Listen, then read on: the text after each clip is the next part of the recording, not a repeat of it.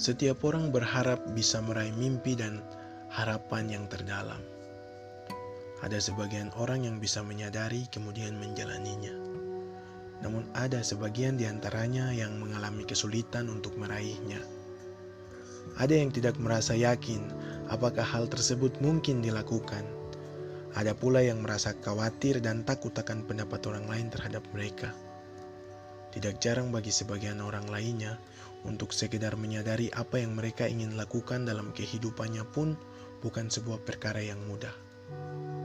Sebagian orang menamai apa yang ingin mereka lakukan dalam hidup ini sebagai cita-cita, mimpi, passion, atau tujuan hidup. Apapun dan bagaimanapun kalian menamainya, hal tersebut tidak menjadi masalah karena esensinya tetaplah sama. Ia adalah blueprint jiwamu yang menjadi petunjuk tentang bagaimana kamu akan memenuhi hidupmu yang berharga dengan kasih, kebahagiaan, dan juga kedamaian. Hal tersebut bukanlah hal klise yang hanya dapat dipercaya oleh seorang anak kecil.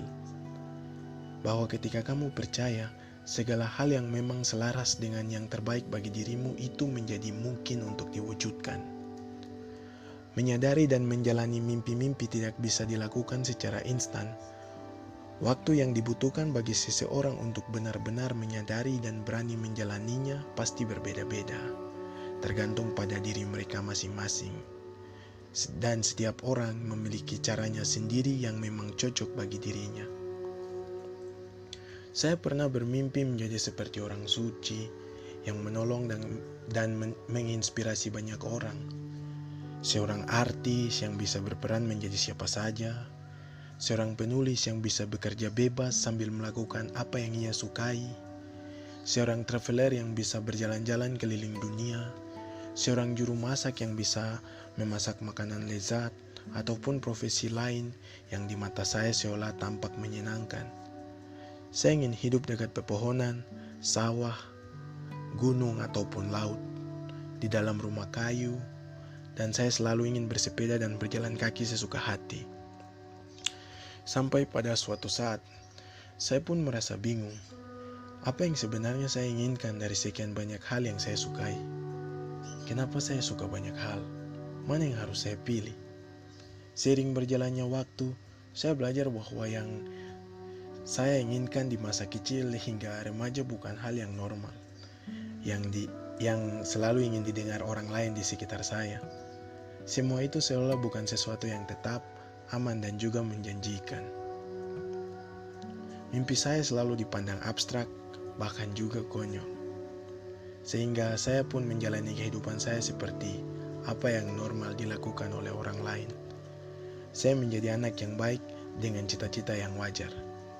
Dan saya selalu mendapat nilai yang baik, bahkan juga lulus dengan hasil yang terbaik. Selama itu pun saya mencari apa yang ingin saya lakukan dalam hidup saya. Namun anehnya, saya hanya menemui ketakutan dan keraguan pada diri saya sendiri. Karena saya merasa bahwa terkadang kita berjuang keras hanya demi menjalani kehidupan seperti apa yang normalnya dilakukan orang lain, bukan karena diri atau keinginan diri kita sendiri. Hingga saya sampai pada suatu titik yang saya menyadari bahwa semua pencapaian yang saya usahakan ini merupakan salah satu bentuk pencarian approval dari orang lain di sekitar saya. Dan hanya untuk membantah asumsi saya sendiri yang merasa bahwa saya tidak cukup baik ataupun berharga sebagai pribadi. Seolah-olah saya membeli sebuah approval dengan semua achievement yang bisa saya berikan. Saya dihadapkan pada luka dan ketakutan saya sendiri. Dalam perjalanan kemudian, saya menyadari bahwa bekerja dari pagi sampai sore, seolah-olah saya hanya punya kehidupan nyata di akhir pekan. Dan itu sepertinya bukan panggilan hidup saya. Apa yang saya tahu hanyalah bahwa saya tidak mau melewatkan seumur hidup saya dengan mengabaikan hal-hal yang benar-benar ingin saya capai dalam kehidupan saya. Tidak ada benar ataupun salah.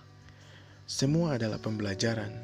Seperti apapun kondisimu saat ini, jangan menyalahkan keadaan. Jalani saja dan melangkahlah maju. Kesadaran yang kamu teguk di setiap detik kehidupanmu akan selalu berkembang. Jadi, teruslah bergerak bersama kesadaranmu yang senantiasa tumbuh dan bergerak. Ini adalah bentuk sederhana dari cerita perjalanan saya dalam menemukan apa yang saya sadari saat ini. Saya sendiri merasa bahwa kesadaran kita ini selalu berkembang.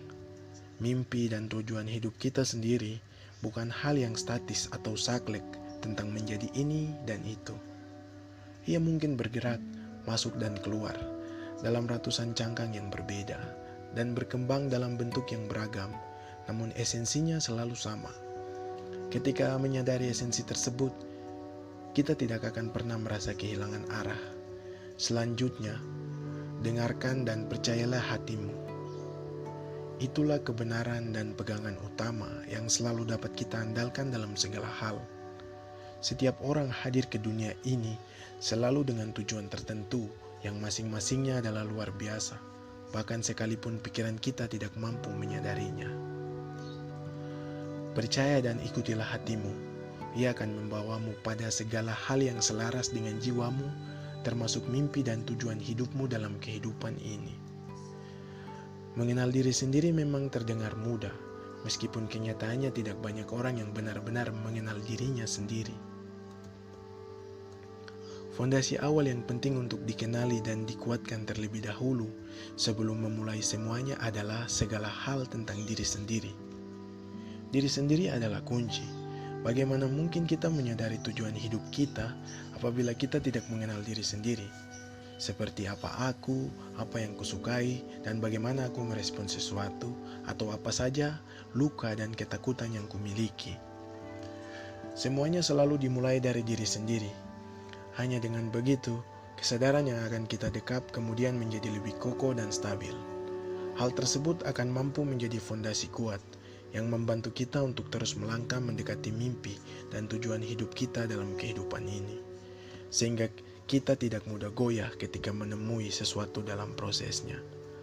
Mengenal diri sendiri memang terdengar mudah, meskipun kenyataannya tidak banyak orang yang benar-benar mengenal dirinya sendiri. Sebagian orang terlalu sibuk memperhatikan dan menilai orang lain, ketimbang melihat dirinya sendiri dan memperhatikan dirinya sendiri. Jika bisa diandalkan, diri manusia mungkin tampak berlapis-lapis seperti bawang. Semakin dikupas lapisannya, semakin tajam baunya. Seringkali hal tersebut mengurungkan niat seseorang untuk melakukannya lebih jauh. Padahal jika diteruskan, ia mungkin akan menemui umbi bawang yang putih, bersih, jauh sekali di lapisan yang paling terdalam. Apa yang kita sering sebut sebagai mimpi dan tujuan hidup selalu disadari dari dalam. Ia hanya bisa ditemukan ketika kita mencarinya ke dalam, bukan keluar, melalui pencarian profil dari orang lain di sekitar kita. Hanya ketika kita menyadari dan benar-benar merasakannya dari dalam, kita akan menemukannya. Anggaplah diri kita seolah-olah berada di dalam goa yang gelap, yang belum pernah dijelajahi. Memang ada kemungkinan kita menemukan hal yang tidak kita harapkan di sana, yang mungkin kita sangkal atau sembunyikan. Kita mungkin saja melihat bayangan gelap diri berupa semua luka, trauma, proyeksi orang lain terhadap diri kita, termasuk ketakutan dan keraguan yang ada. Hal tersebut tidak menyenangkan untuk dilihat dan disadari. Namun dari kesadaran itulah kita akan mampu menemukan hal yang lebih luar biasa di baliknya, yaitu kekuatan dan harta tersembunyi yang tidak pernah kita lihat dan sadari sebelumnya. Di sana akan kita temukan bakat, passion, mimpi dan tujuan hidup kita yang sebenarnya, bukan sekedar proyeksi dari keinginan, hasrat atau mimpi orang lain yang secara tidak langsung dipantulkan pada kita.